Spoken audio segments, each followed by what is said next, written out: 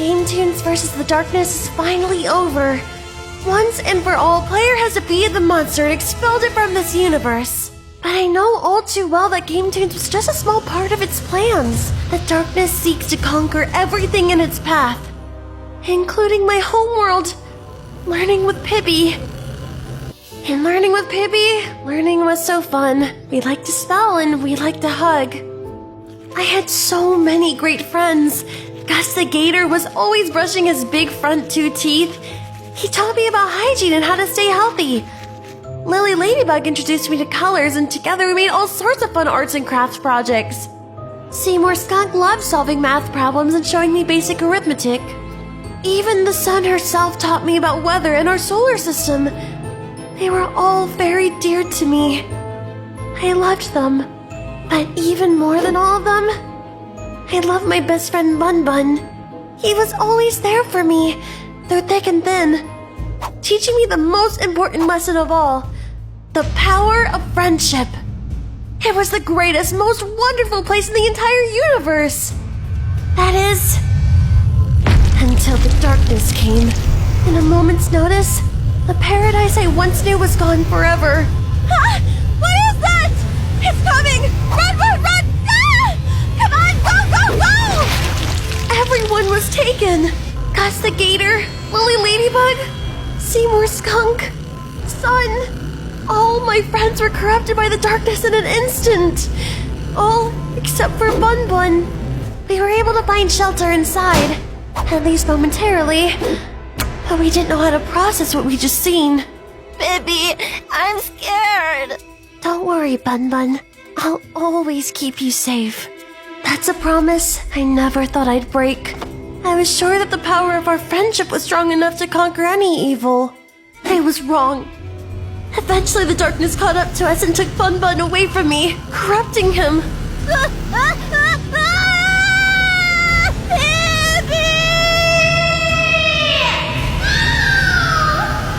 Soon after, the darkness surrounded me. I could feel its black stench weighing heavy on my mind, its evil aura emanating inside me. All was lost. But then, a miracle happened. We reached the end of the show. The corruption had tainted my world enough for me to finally realize what it really was. A children's cartoon. I landed in the Rick and Morty universe, or one of the several Rick and Morty universes. Morty tried to explain everything to me, but it was hard to keep track of it all. He said that learning with Pibby was just one of several realities, and that there were others with all sorts of different creatures and people. He gave me a portal gun so I could travel to them and try to prevent the darkness from spreading. And then Mr. Sanchez said that we were wasting our time and that life was meaningless or something. That the darkness was eventually going to destroy everything and that we should just accept it. I ignored that part. And I began to explore. One of the first worlds I visited had a bunch of cavemen with dinosaur appliances and cars with no floors. I was introduced to a nice family, the Flintstones. Fred, the dad, said I was going to love it there. And even though I missed some of the technology I was used to, it seemed like a nice place. Or it was. The darkness will stop at nothing to consume all. No world is too primitive or insignificant. Yabba dabba do! And once it's able to take hold of you, there's nothing that can stop you from becoming one of its minions. It didn't take long before they all turned. Wilma, Barney, Betty, Dino. I had to continue on with my journey once again. More of the same happened in the realm of Scooby-Doo. Everyone was so nice. Fred played awesome music on road trips with the Mystery Machine, and Shaggy would make awesome snacks. We had to deal with ghosts or other spooky creatures occasionally, but they always ended up being humans. Of course, the real monster is the darkness. Ghouls, phantoms, and mummies had nothing on the evil inside that glitchy black goo. So I kept searching for a safe place to stay. A new universe to call home. I traveled far and wide. The amazing world of Gumball, Looney Tunes, Dexter's Laboratory, all under the control of the darkness.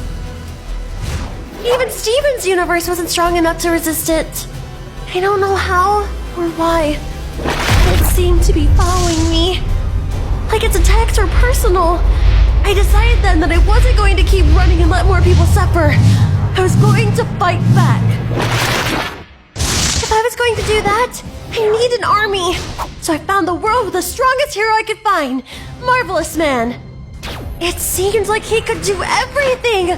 Fly at the speed of light, shoot lasers from his eyes, smash bad guys using his super strength. He even had his trusty sidekick, Alloy Boy. Surely if anybody could take on the darkness, it'd be him. Excuse me? Marvelous Man? Jumpin' junipers, Marvelous Man! Someone's turned this poor citizen's skin blue! It must have been that dastardly Dr. Diabolical, my arch nemesis. Actually, no, this is just... Never fear, little one. Marvelous Man is on the case. Aren't you supposed to go with him? Yeah, but I can't fly. I actually don't have any powers yet.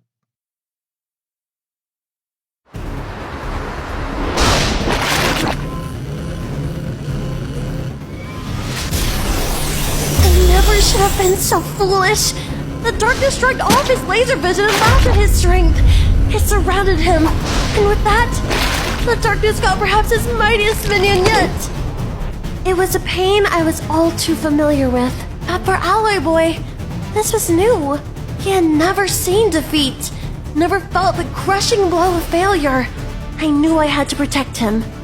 I put random coordinates into my portal gun and fled, dragging Alloy Boy with me. He may just be a sidekick, but my army still needed a hero. With no idea where we were, we had to explore. It was a beautiful, luxurious mansion with a long, winding staircase. That's when I heard them. Help! Someone save us! Someone needed our help, and we didn't hesitate. Though perhaps I should have. Red water began to drip from my eye. I had been attacked by the cat villainess Melora. Ironic considering soon she'd become one of my teammates. Alloy Boy explained to her the dire situation at hand, that the darkness would soon be coming for her too. She scoffed it off at first, of course. Most people have to see it for themselves to truly believe it.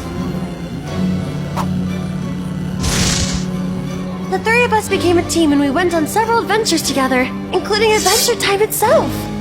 We were on a quest to build an army strong enough to attack the darkness head-on. It took quite some time, but we were able to find survivors, and all of them were willing to fight for the loved ones they lost. Over time, I had to learn to become the soldier that others need me to be, a leader of our rebellion, our last stand against the enemy. It all led to a massive battle back in my homeworld, learning with Pibby. It was chaos. I lost several great friends that day. Still, the two forces seemed evenly matched.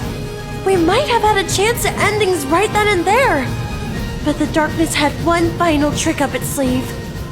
It was Bun Bun, my best friend. The darkness had corrupted him nearly beyond recognition, but I knew it in my heart. I couldn't bring myself to hurt him. He was the only real family I ever had. And because I was unwilling to act, the tide of our battle turned. It was a massacre. No one was able to resist the darkness, so I fled. I thought all was lost. The world of television was gone. That's when I realized something. I may have failed in this realm, but I could save others. It wasn't going to take the darkness long to start infecting video games too. That's when I met your friends Captain and Veteran. They told me about Game Tunes and the invasion in Among Us and other worlds. They said that there was only one hero who could defeat the darkness for good.